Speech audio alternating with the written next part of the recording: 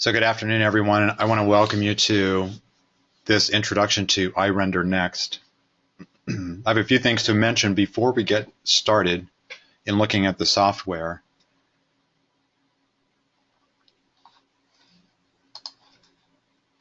First of all, our webinar doesn't require you to have any experience at all with photorealistic rendering, and more specifically with IRender nXt. So this is a no experience required event. A lot of you may have a trial version of IRender nXt installed on your computers, and so you're just getting started.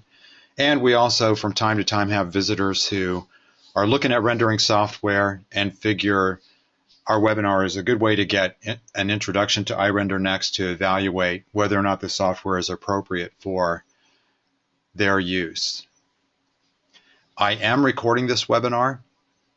At the end, I'll upload the video to our YouTube channel. Our channel on YouTube is RenderPlus Systems. If you haven't visited our channel yet, I want to encourage you to do that. There are quite a few tutorials that were created and have been published by IRender nXt experts. They're very informative and can give you a pretty good head start on using especially some of the advanced features in the software. You might want to bookmark RenderPlus Systems channel on YouTube. Visit there frequently. There are new videos posted every now and then that I think you will find really helpful. I don't really know how you're using Sketchup in your office, so I thought it would be appropriate to use a couple of different examples during our webinar.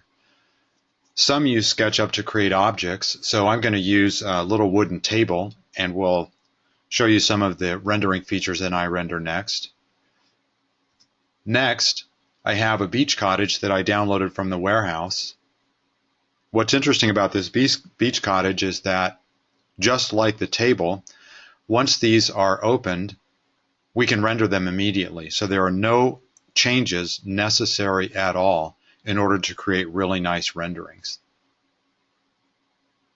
Interiors are always kind of fun, pose their own set of challenges. So I also have a little small office interior that I created. We're going to have a lot of fun with this model as well.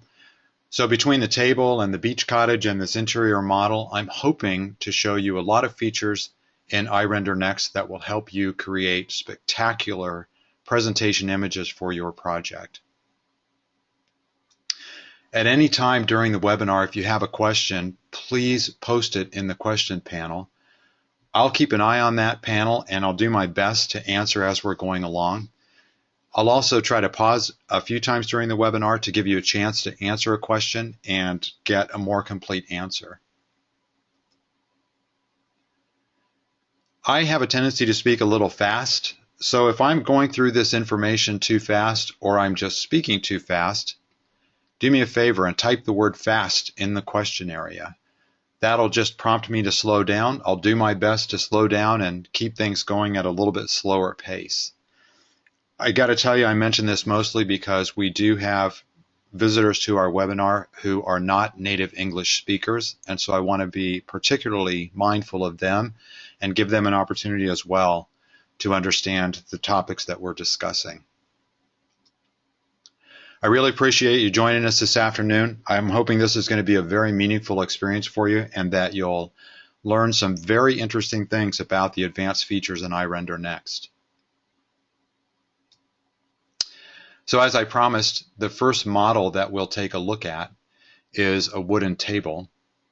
You'll notice that even in the SketchUp rendering, the wood is a photograph of a wood surface and so renders pretty nicely. Whenever I load a model, or excuse me, if you have a trial version of IRender nXt loaded, the first thing that you'll want to do is click the Extensions tab, and you will see IRender nXt 6 load on the drop-down list. Click it, and that will load the IRender nXt interface. With a trial version, incidentally, you'll have to click Extensions every time you start Sketchup and intend to use the renderer.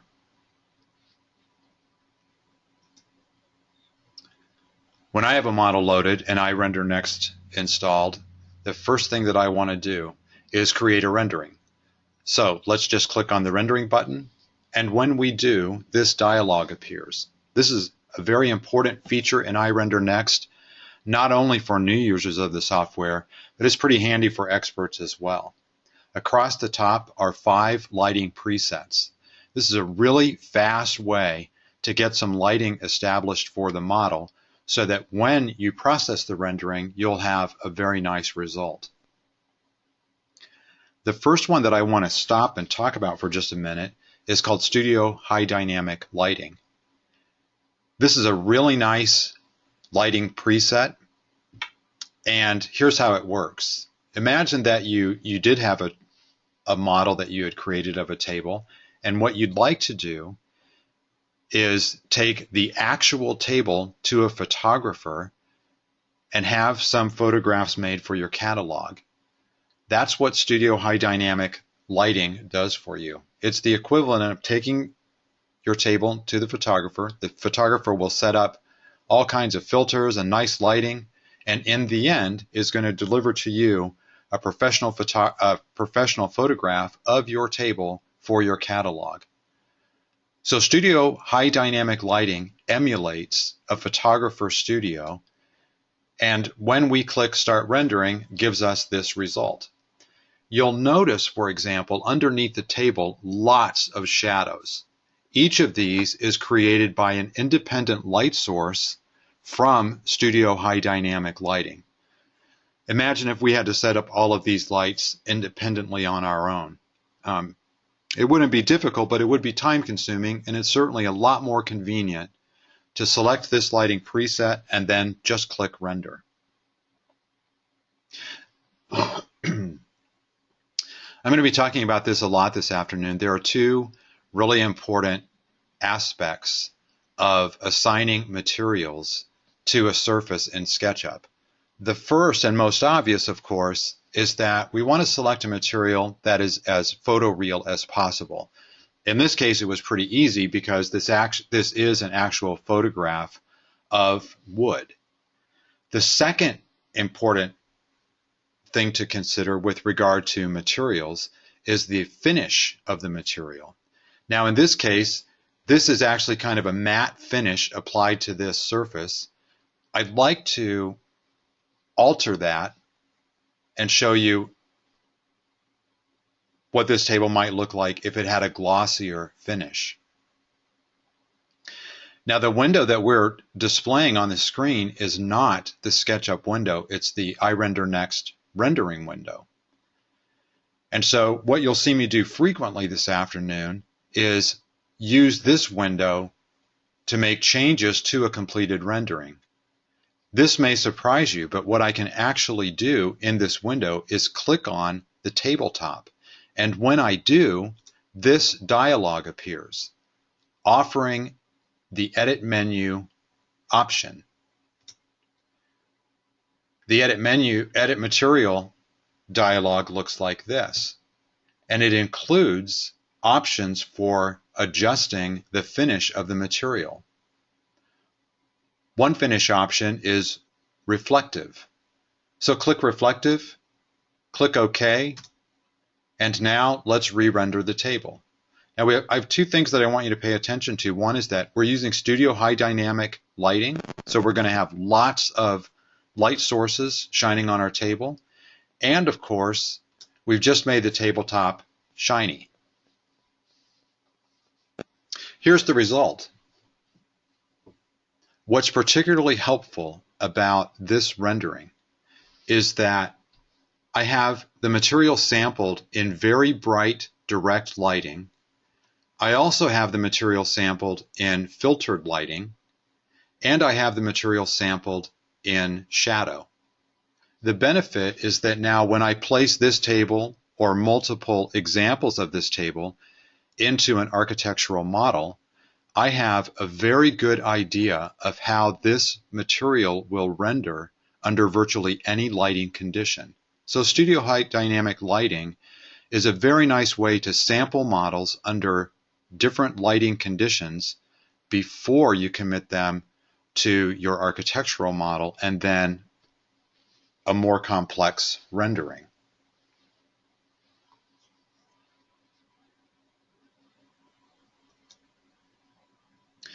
We're often asked about creating renderings using IRender nXt that are not photoreal. There are actually quite a few options that might be advantageous. With this rendering, all that I did was removed all of the color saturation, so I get a grayscale rendering, but the quality of the rendering is otherwise just the same. IRender nXt also includes a very interesting rendering option called clay. In this example, the table is rendered as though it is sculpted from white clay. Again, the lighting is exactly the same using Studio High Dynamic Lighting, and this probably illustrates very well that this lighting is giving the appearance of sunlight filtering through a forest of trees.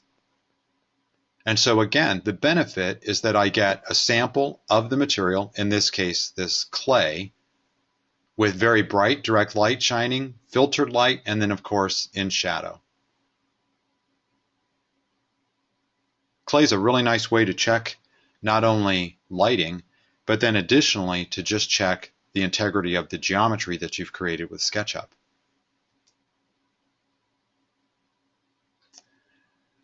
This rendering is another option that is producing an image using just the color surface. The color surface, but still the material finish applied, in this case reflective, and of course not a photoreal image.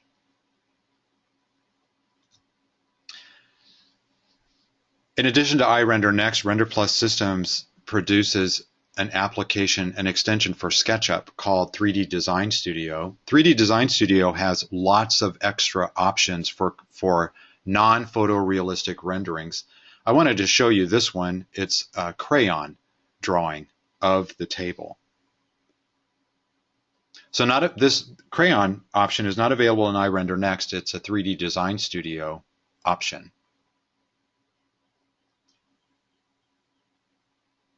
So here's our completed table using Studio High Dynamic Lighting, using a wood material applied in SketchUp, and then of course adjusting the finish of the wood to make it reflective. Now at this point I want to pause for just a minute. If you have any questions about Studio High Dynamic Lighting, the preset, or what we've discussed so far with materials and finishes, very good opportunity to ask. And while I'm waiting to see if anyone has a question, I want to also let you know that if we're further along in our webinar today and all of a sudden you have a question about Studio High Dynamic Lighting or the table, anything about the table, feel free, because we could certainly back up to this example.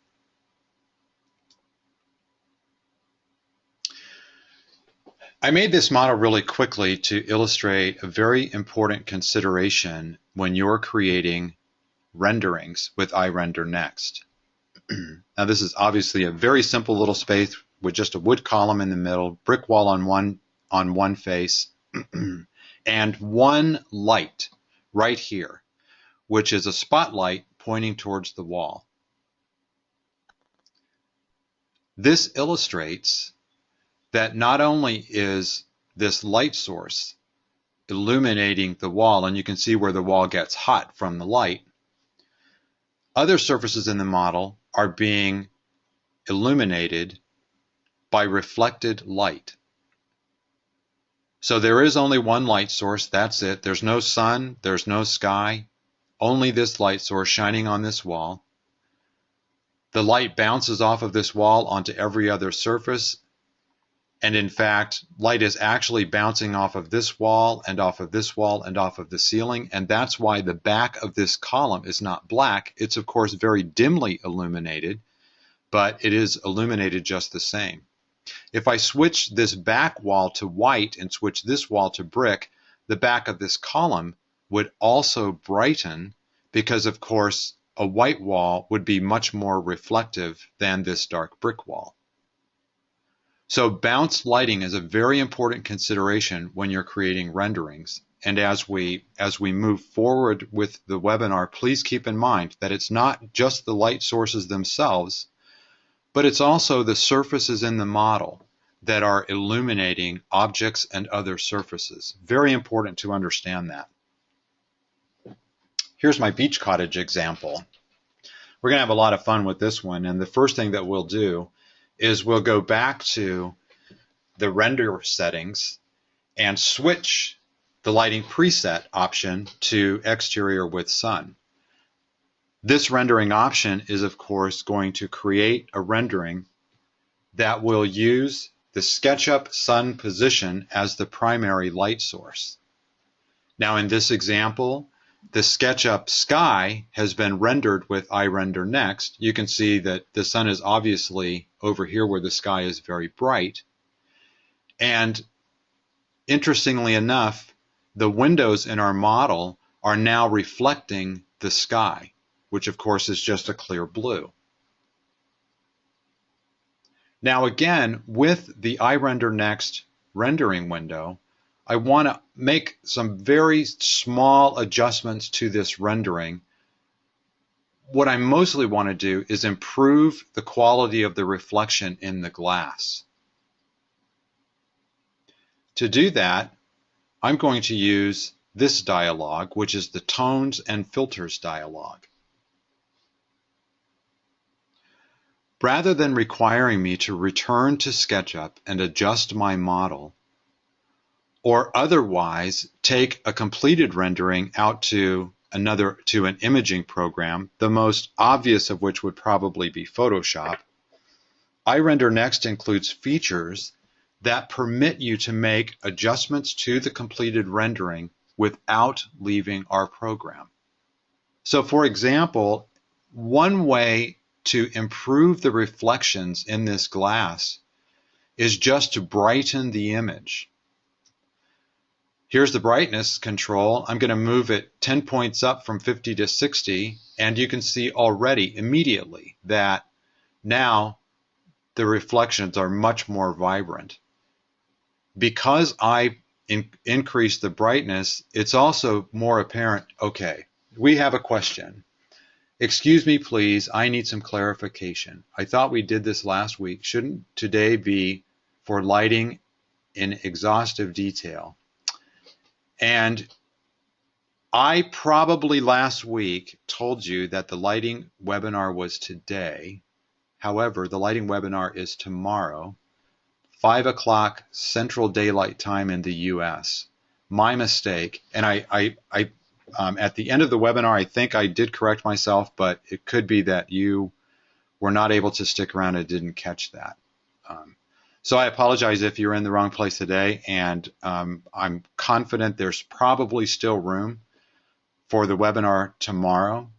If you are unable to get registered, shoot a quick email to training@renderplus.com. I'll catch that, and I'll register you manually. So give it a try to register for tomorrow's webinar. If you have any problems at all, send me a quick email. I'll take care of it manually, and I'll let you know that we got you registered. On the other hand, if you'd like to stick around, you're more than welcome. It would be great. You can let me know later if this one goes any different, better or worse than last time. Okay, so far what I've done is I've just improved the brightness of the rendering, and I did that with one thing in mind. I wanted to improve the reflections in the glass, which we did. However, when I brighten the image, I lose quite a bit of detail on the siding over here. And so again, instead of returning to SketchUp and starting a whole new rendering, I'd like to take care of that right here. The remedy is to use the sharpening filter. So when I click sharpen, and just keep your eyes right here on this siding, and you'll notice that the detail is returned. So now I've restored the texture of this nice siding, I've improved the reflections in the glass, and all done with a completed rendering instead of committing resources to generating a whole new one.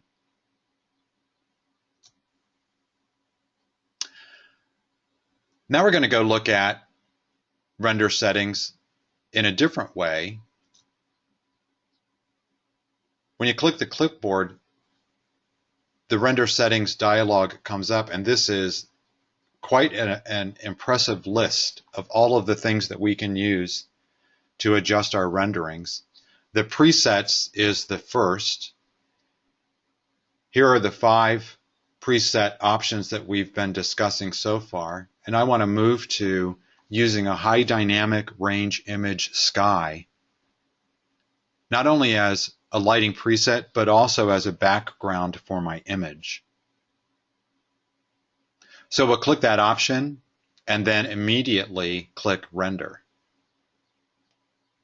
Now, again, we're not going to go back to Sketchup. And the difference, although we are going to create a brand new rendering, the benefit that I'm deriving by not returning to Sketchup is that the model has already been processed to IRender nXt. Now all that needs to happen is the rendering needs to be processed. Here's the result. And what you'll notice is that now we have a nice photograph of a sky with some puffy white clouds, and the reflections in the glass just got a whole lot more interesting because instead of just being blue, now we have actual reflections of the sky.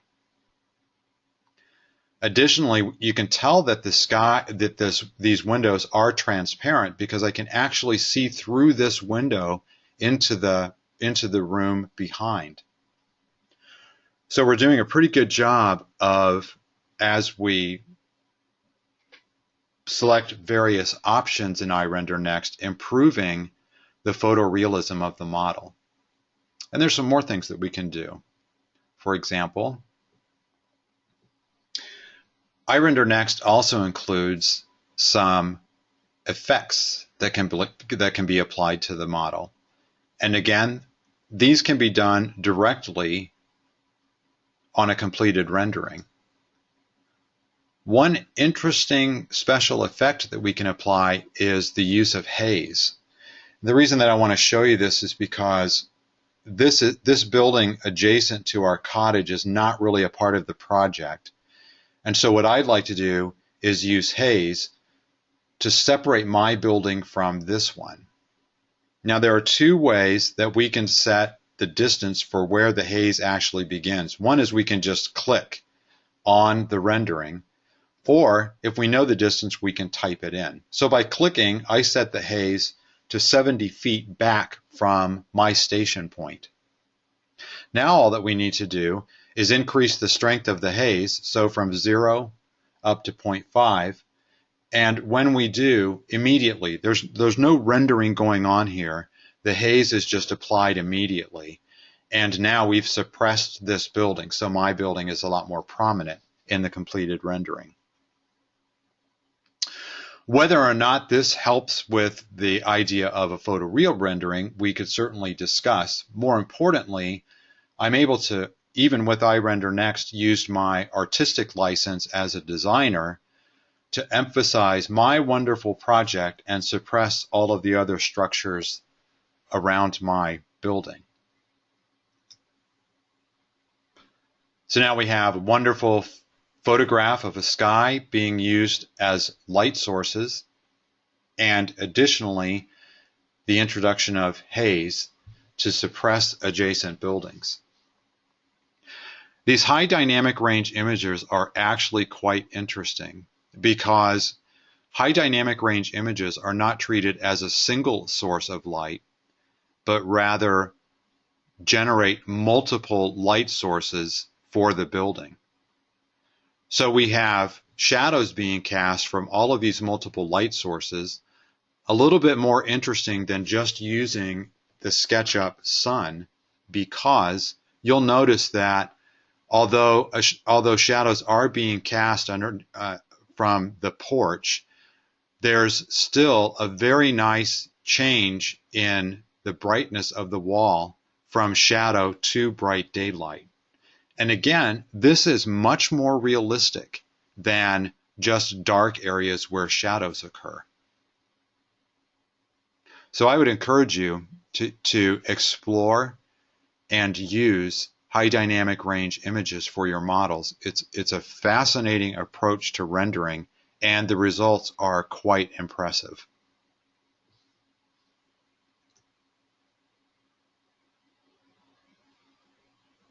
So here's my presentation image that I'm going to take to my meeting to show off this great project. Now, same rendering. And as a designer, I'm always interested in refining my rendering just a little bit to absolutely make sure that it's ready for the presentation. So once again, I'm going to do this by making some changes, some very slight, subtle changes to a completed rendering.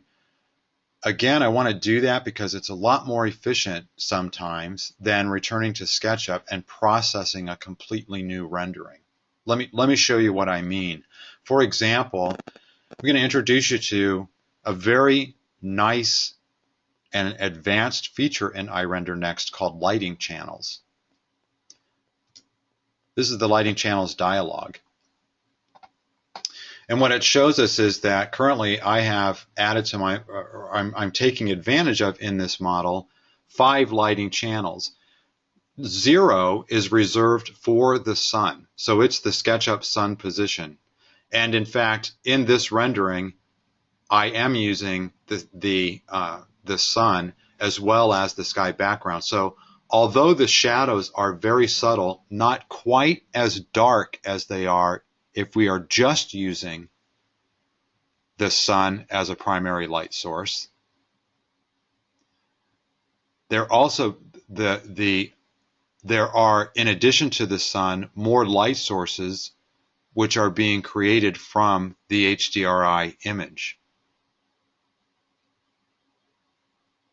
So what I want to do is I want to adjust these lighting channels, and I want to create from this one rendering, which is a daytime rendering of my model, I'd like to create an evening rendering of my model.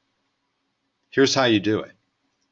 The first thing I want to do is I want to turn off the sun, because if it's evening, the sun is either getting ready to set or has set. Notice that the sun shadows go away when I uncheck sun right here. So now this lighting channel is off.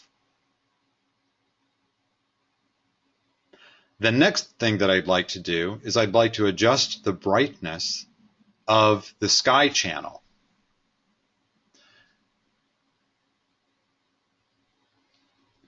When I created the rendering, I had the sky channel set at 0.8, so 80% of full on, and I'm going to lower that even more, down to a 0.2. So you notice that my rendering just got considerably darker. And unfortunately, what that means is some other lighting would probably be helpful. Well, I just happen to have 3 additional lighting channels that I've put to use in this model. One is for garden lights, one is for a porch light, and then one is for some recessed cans that I applied to the model underneath this overhang. When I check these lighting channels, those lights turn on. And so I hope that you'll agree that with very little effort, I've taken a completed daytime rendering of my model, and I've created an evening, a dusk rendering of my model.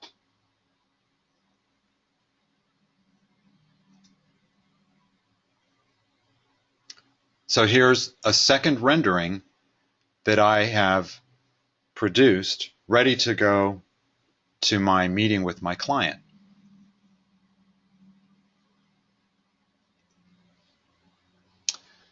Same model, but considerably different, and here's why. I applied a second HDRI sky and background, And this HDRI sky is of a sunset on the beach. What this points out is that not only are multiple light sources being created using this sky background and then applied to the surfaces of the model, additionally, the color of the light is being used. So you'll notice that compared to what we were looking at before, which was just a blue sky with some white shiny clouds, how do you create the light channels? Sorry, I just caught your question. IRender nXt has 8 lighting channels that are preset, and actually 8 is the maximum number. Light channel 0 is exclusively reserved for the Sketchup sun. So we can't add lights to it. All we can really do is either switch the sun on or off or change the brightness of the sun. Light channel 1 is for the sky. And that, by default, is the Sketchup sky. It can also refer to the HDRI sky, which we're using here. The rest of the lighting channels, when I add lights to the Sketchup model, I'm establishing a number of attributes for that lighting, and one of them is the lighting channel that light will be assigned to. In fact, we're going to do that in just a minute. I'll show you how a light gets placed, and then I'll show you exactly where you would assign the channel. Now, interestingly enough, because the HDRI sky is not only illuminating the model from light source locations, but additionally is using the color of those locations, I have now a much warmer image of my model, which of course is true when the sun is setting on any building. Here's the two side by side. I thought this would be a pretty nice comparison. So you can see that with just a bright blue sunny sky with some scattered clouds, this building is actually a very neutral gray. And it's certainly a nice rendering. But the sunset image, I believe, is much more interesting because the model is so much warmer than it is in the other rendering. And the same can be said of artificial lights when they're added to the model. So in this example, I went back and I adjusted the lighting so that instead of just the default white lights applied to the model, I actually did what I could to mimic incandescent bulbs in each of these fixtures, in the porch light and then in these recessed cans underneath this overhang.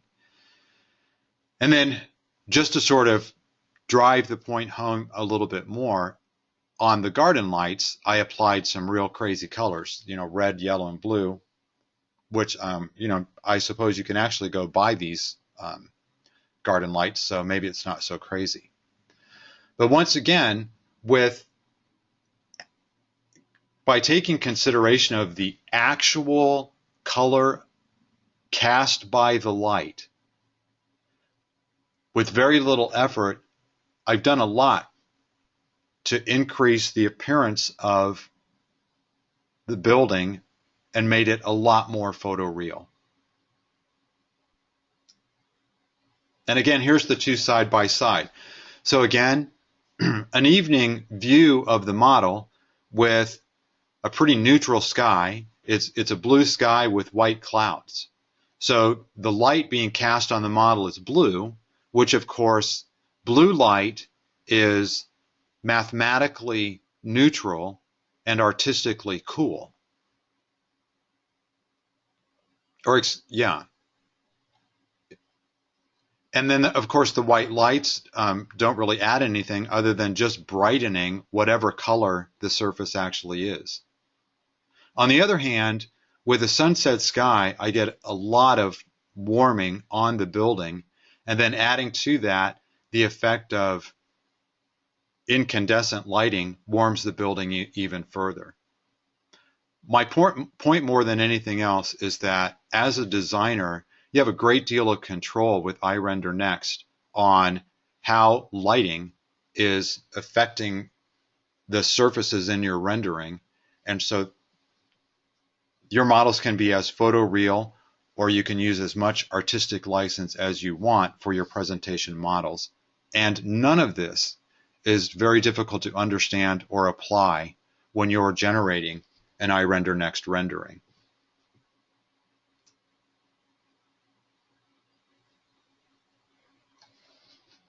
We're going to continue to talk a fair bit about lighting, and now we'll use another example, which is just our small office. This was kind of a fun model to put together. There were so many things that I wanted to illustrate, and one, of course, is how glass behaves in IRender nXt. This is actually an example of thick glass, and thick glass is a little bit different than thin glass in that as light passes through the thick glass, there is a loss of light. It's you all are probably familiar with the term attenuation, and it just means that as light passes through any medium, some of the light will be lost. You can see that on the floor.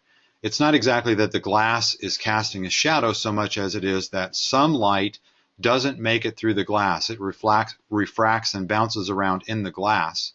So I have a loss of light on the floor reflected back to my eye. Additionally, all these surfaces in this model are reflecting light, and the color being bounced off of these surfaces is also influencing the overall color of the model. So there's a lot going on for what admittedly is a fairly simple model.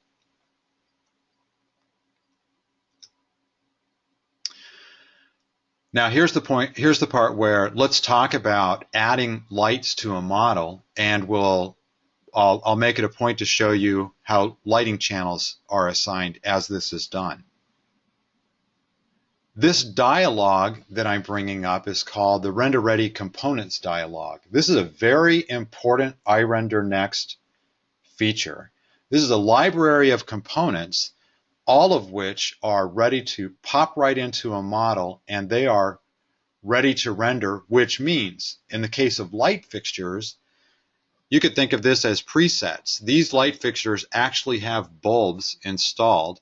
They have default values set for the brightness of the lighting and for the color. And you can adjust these, of course, but you can also just pop them into the model and use as is, and you'll actually get very nice lighting on your renderings. And notice here's the lighting channel area. So the acceptable values are 2 through 8. The idea would be that you would group up different types of lighting. Ceiling lighting, for example, you might place on one channel, and then other lighting on their own channels.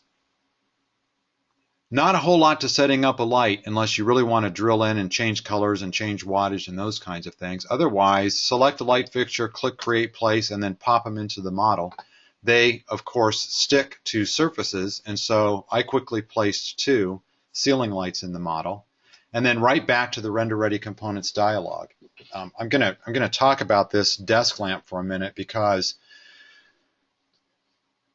all of these objects are ready to go into the model, and they are ready to be used straight away in your rendering. You'll notice, by the way, that this desk lamp, when I place it, is going to be assigned to lighting channel 6, and we're going to make good use of that in a couple of minutes. So this is a really nice light fixture, very nice little lamp model. When I put it in the model, however, what I did was I didn't want a black desk lamp, so I modified the color, and then I changed the finish of the lamp so that it would behave more like brass. You'll see that in just a minute when we render the model. Here's something that you may be aware of, but on the other hand may be kind of a nice surprise for you. Any material, and in fact any surface in a SketchUp model, can be treated as though it were a light by IRender nXt. So this isn't really a picture in a frame, it's a television. And because it's a television, I want it to illuminate. I want it to self-illuminate in the model. There are a couple of ways to do this. The way I chose to do it is I exploded the Sketchup model, and then I clicked on the image of the boat. And when I do, this dialog appears. One of the options on this dialog is to set the object properties of this material, or excuse me, of this object, which in this case is just a SketchUp surface. When I click Set Object Properties, this dialog appears. What I want to do is I want to treat that surface as though it is a light, and I just set the intensity at 200 watts. Click OK, and it is now a light. By default, this light is set as omnidirectional, which would be absolutely appropriate for a television screen. Click Render. In this case, the lighting preset that I'm using is interior with the sun. So this is an interior rendering, and it's going to allow the sun to shine through windows and create shadows. Here's the completed rendering. Again, notice that instead of a black lamp, it's more of a brassy looking lamp. I applied very similar reflection techniques to the vase. The glass, of course, by definition, is reflective.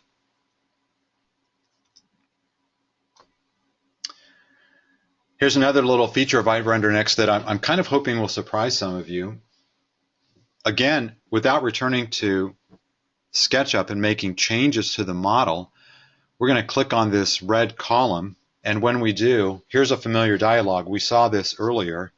What this allows me to do is make a change to the column right here in the rendering window. I want to make this column appear as though it's a wrapped red aluminum column.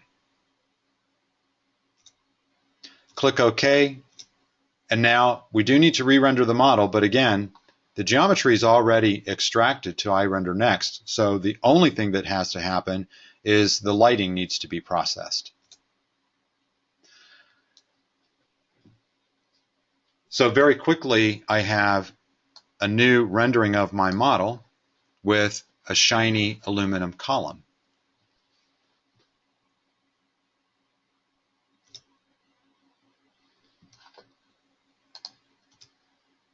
Oh, I want to back up one. In fact, I'll back up two. Again, when I added these lights the first time, I just popped in white lights. So I took the default color of all of these light fixtures and I just used it. And I think it actually created a very nice rendering. But when I edit these lights and change the color of them to an incandescent lighting, this is the rendering, which I believe is much more photorealistic, because we know that incandescent bulbs do not throw white light. They throw more of an orange light. And so by adjusting the lighting color, I've increased the photorealism of the model. And you'll notice that these bulbs I did leave white, so where they're shining on the wall, the incandescent lighting is pretty well canceled out because these lights are so bright. So here's the white model again with all of the light fixtures set to the default white light. Now, once again, just to drive this point home, I want to make some changes to this rendering, and I want to do this in the most efficient way possible, which can be use brightness, the tone and filters dialog, to make changes to a completed rendering instead of requiring your computer to generate an entirely new one for you. So again, I'm going to take what is really a daytime scene of my office, and I'm going to make some changes to make it more of a nighttime image. And I appreciate that this is a drastic change to this rendering, maybe not even something you would really do for your client, but I want to show you drastic changes. You'll agree with me that subtle changes are even easier. So I'm going to knock the brightness of this image down immediately 10 points. It's going to go from 50 to 40. The other thing that I did is lower the saturation of the image. And I did this because in a dimly lit room, of course, because there's less light bouncing around, there's less color that can be received by your eyes. And so when you walk into your living room and it's very dimly lit, colors are much less bright than if you have all of the lights turned on. Creates a much more realistic evening image of the space.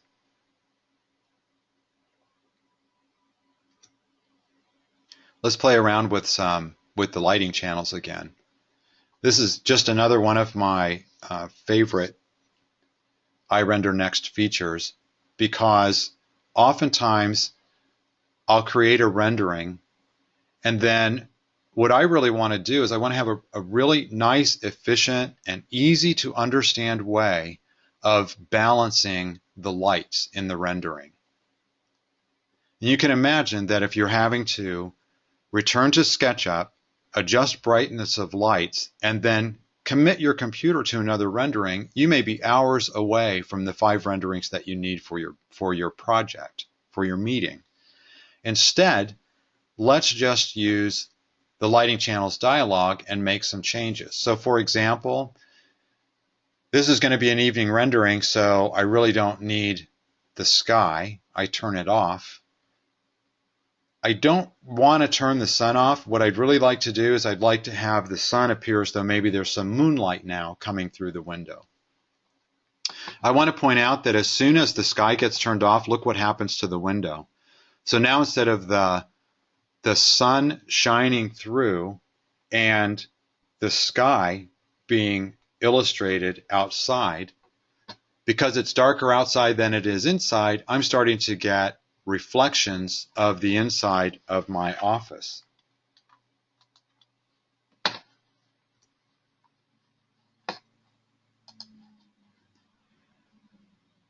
Watch what happens when we click the ceiling lights off. And it'll be obvious up here, but maybe less obvious on these walls. So the ceiling lights go off and all of the lighting on the surfaces gets dimmed. Let's do that again. So here's are the ceiling lights on. You'll notice the reflections of the ceiling lights in the column, the nice lighting on the walls.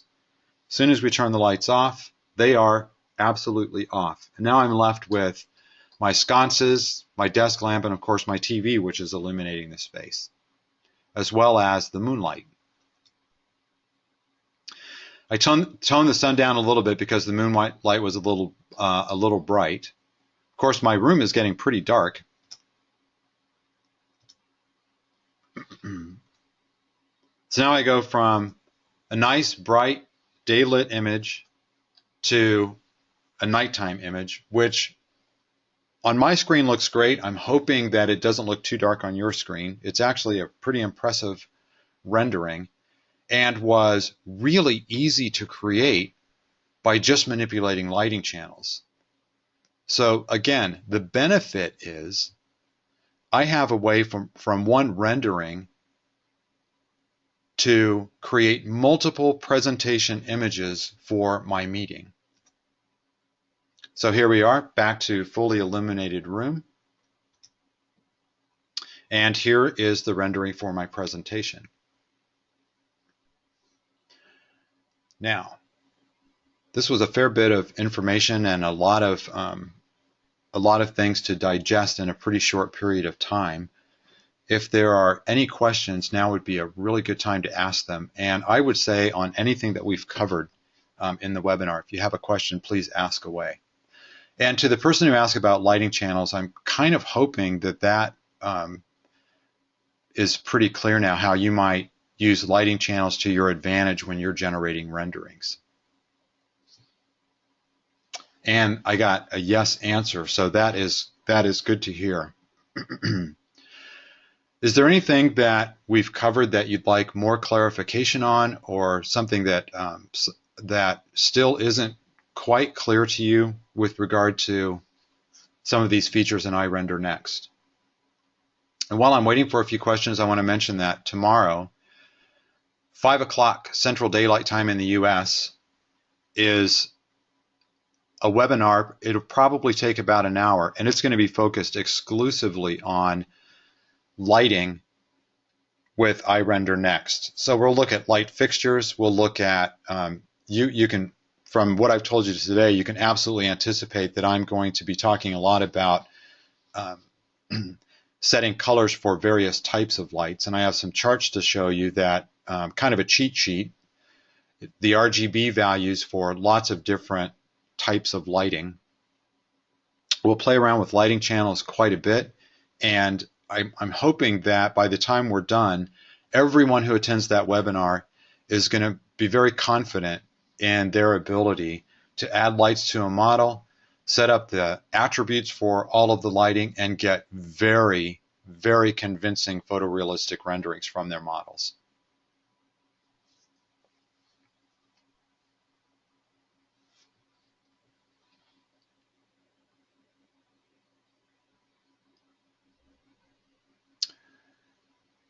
And everybody's being really quiet, so I'm wondering if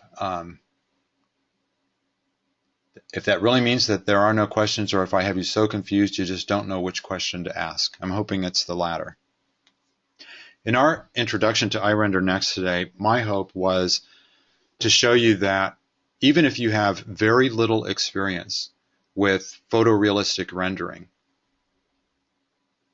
or maybe you know quite a bit about photorealistic rendering, but we're just looking for some experience with IRender Next, I wanted to show you that our approach to photorealistic rendering at RenderPlus is we want to make high-end features as accessible to end users as possible.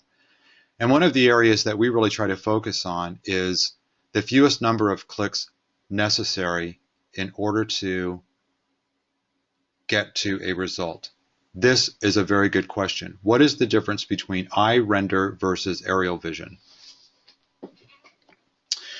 Aerial vision is a subset of functions available in IRender Next. So our approach to aerial vision was to strip out, to strip the application down to only those things that you absolutely must have to create a rendering that's much higher in quality than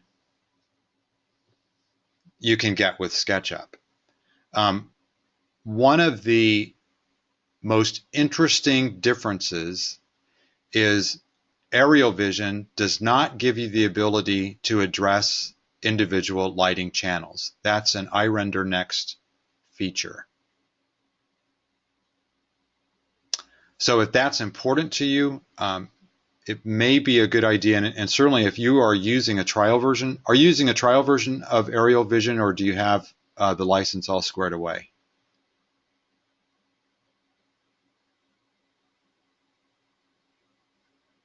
Trial for both. Okay, so what you'll notice when you're using aerial vision, there's no interface to the lighting channels. That's in IRender Next.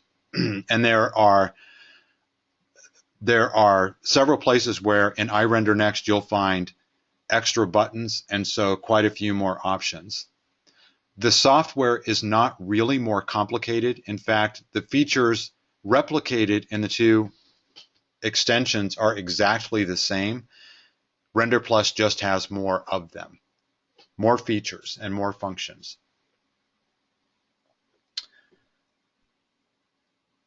I'll be using IRender. I need the channels. I love aerial vision. It's a great product, and it is so easy to use. But once I was introduced to lighting channels, I have to tell you, I cannot create a rendering without them. Because for as much as I'm able to anticipate how light is going to work in a model, in the end, I want the ability to balance the lighting. And the most efficient way to do that is to use the lighting channels. It does mean that I have to anticipate a little bit the use of lighting channels as I'm adding lights to the model, because of course because the number of lighting channels is finite. I only have 8. But as it turns out, 8 is plenty, and it just means you have to sort of gather up your lights and group them onto appropriate channels as you're applying them. So far, even in creating examples which are not as realistic, where I might tend to need more lighting channels, I haven't bumped into the wall yet where I wish that I had one more channel. Everything has the quantity 8 so far has been quite sufficient. In this model, for example, the sun, of course, is on its own channel. The sky is on its own channel. These ceiling lights, there's actually 4 of them in this model. They're on their own channel. These sconces are on their own channel. You could decide whether or not that was even necessary. They could have easily been included in the ceiling lights channel. I put the desk lamp on its own channel. Probably didn't need to do that.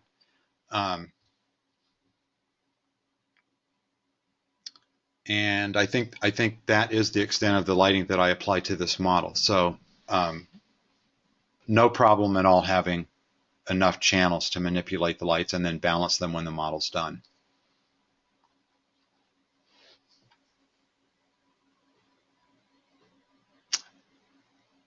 Any other questions that anybody has?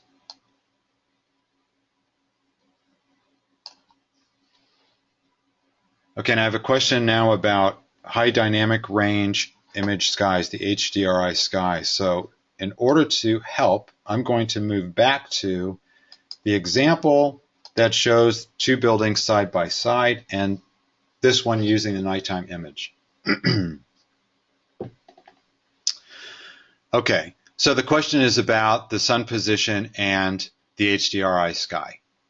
Let me answer it this way. You noticed earlier that when I select HDRI sky and background as a lighting preset, by default, IRender nXt will turn off the sun. And the reason that it will do that is because from the HDRI sky, one of several lights that is selected is wherever the brightest point on the HDRI image happens to be, and that is understood to be the sun. Technically, all of the light positions that are selected and then used to illuminate the model are also casting shadows. The benefit in a rendering is that actually is much more realistic, because I get really nice soft shadows all through my building and not just a hard line where a surface is interrupting the sunlight and so making a really, really dark, harsh shadow. Lighting, of course, in the real world is bouncing off of everything. And so the multiple bouncing of the lights is in actual fact illuminating even places where the sun isn't shining. So I have the opportunity just the same when I select HDRI sky to go back to the settings and manually turn the sun back on. And I frequently do that. But when I do that, I'll lower the brightness of the sun so that it isn't quite so harsh. And I think in one rendering I actually did that. Let me see if I can find it. Right here. The first thing I did before I rendered this model was I selected HDRI sky and background. And I did that because I knew that I wanted to use this nice image for the sky. As soon as I did that, I went to the settings dialog and I manually also switched on the sun. So I have the benefits of multiple light sources from the HDRI sky, all of them casting wonderful shadows. And then I also got back the SketchUp sky or the SketchUp sun position, which is giving me these nice shadows here. So I get the benefit of both worlds. Hopefully what you'll understand from all of that is that once you select a preset, it doesn't mean that you're now stuck with the settings of IRender nXt. Instead, go back to the other settings and adjust any of them that you feel appropriate. Once you've done that, you will get one surprise, and it's this. If I select HDRI sky and background and then turn on the sun, when I go back to the preset dialog, HDRI sky and background is no longer selected. The reason, which maybe is not so obvious, is that now with the sun turned on, it's not a match anymore. It's no longer matching the definition of the preset, and so it'll the radio button will be not highlighted anymore. At RenderPlus, we really believe that these presets are very important when you're trying to crank out some renderings for a meeting. Equally important is the ability to adjust any of these settings in any way that you see fit to either get an image that for you is more photoreal, or to flex your artistic muscles and get a rendering that's really going to impress your client, whether or not you're leaning even maybe a little away from photoreal. We want you to have a full artistic license to get the best rendering you can out of IRender nXt. And I hope that the way we're presenting our functions in the software is helping you do that without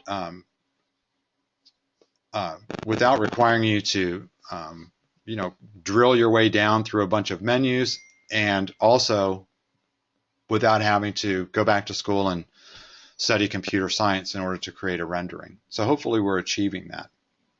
And I hope that answered the question. And the answer I'm getting is yes, it did. So no need to be satisfied with presets. Always go back, check the other settings, make any adjustments that you want in order to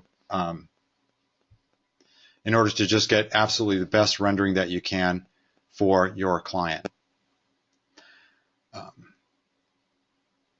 I really appreciate everyone's attention this afternoon. I hope that this has been meaningful. If you're like me, I've actually got some renderings I need to go get busy on. So look for, in the early part of next week, a couple of follow-up emails from us. I assure you they are worth opening, so please do. The messages will be quite brief and are going to be focused on helping you to continue to develop your skills with IRender nXt to create presentations that are going to just bring you a lot of business. So thanks again, everyone. I hope most of you, if not all of you, will be available tomorrow and for our IRender nXt lighting webinar. So until then, thanks a lot, everybody.